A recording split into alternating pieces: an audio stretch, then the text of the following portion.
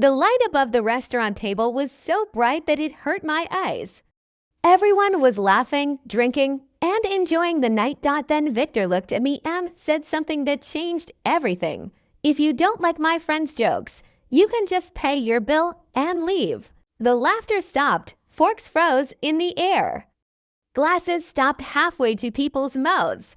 I looked at Victor, the man I had loved for 3 years. I slowly folded my napkin and placed it beside my plate. Then I took out $60 and put the money on the table. "Thanks for giving me the option." My voice was calm. I stood up.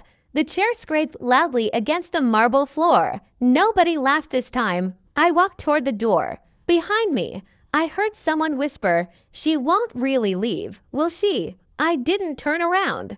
Outside, the cold night air hit my face, and for the first time, I realized something. I wasn't leaving the restaurant. I was leaving Victor.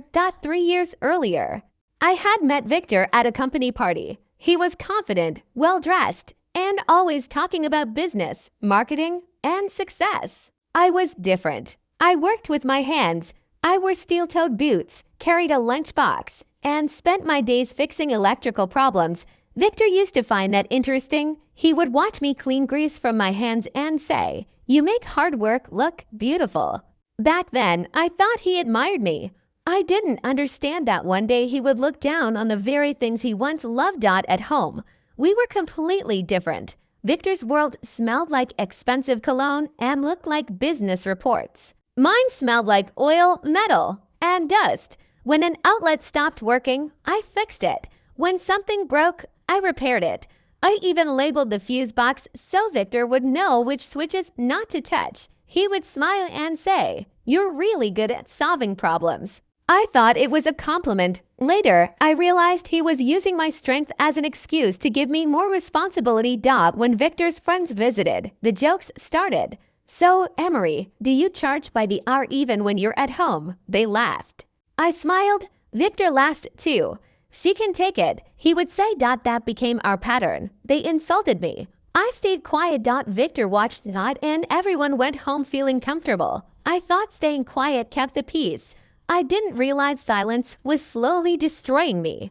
One Sunday morning, the kitchen lights started flickering. I climbed onto a chair and fixed the wire. Victor stood nearby with his coffee. "You always have to fix something, don't you?"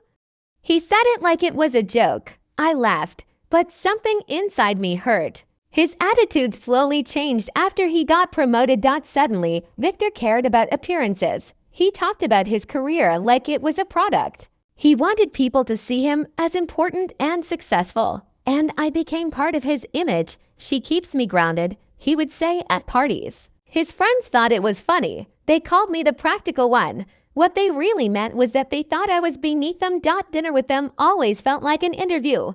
They asked about my work, but they weren't interested in my answers. "So, what's it like doing manual labor?"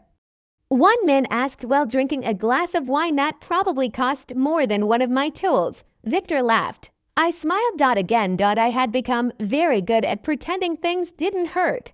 Then Victor started spending more time away from home.